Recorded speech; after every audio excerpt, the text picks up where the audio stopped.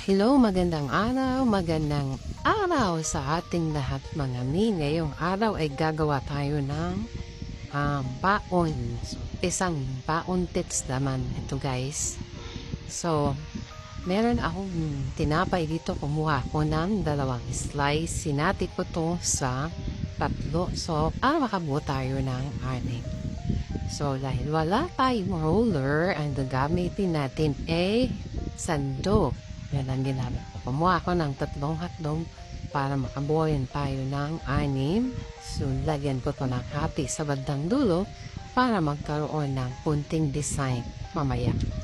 So, ngayon, nagbati ako ng isang itlog. Nilagyan ko ng asin, walang paminta. Pero mas masarap guys pag may paminta yan. So, sa isa namang lalagyan, kumuha tayo lalagyan natin ng breadcrumbs. So, tutubukin na natin yung ating hotdog ngayon.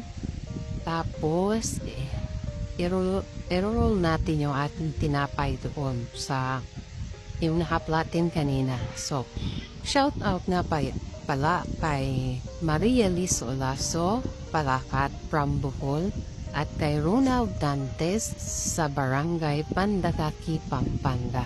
At sa iba po na nakaka-appreciate po ng aking mga content, maraming salamat po.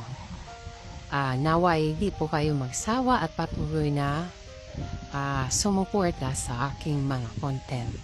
At yan nga, babalik na tayo sa aking niluto, yung ating hotdog. Niroll ko na po iyan doon sa ating tinapay na nakaplatin kanina. So, kung umabot po kayo sa puntong ito ng aking video, sana po mag-comment po kayo kung taga saan po kayo para malaman ko kung hanggang saan nakarating po yung aking video. So, yun nga, na-roll na natin doon sa itlog na nakabati kanina at kineroll na natin din doon sa ating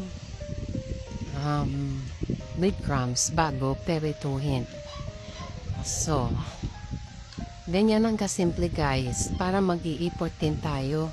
Kasi medyo, yan nga guys, so prenator po natin yan nakasimple sa mahinang apoy lang yan guys.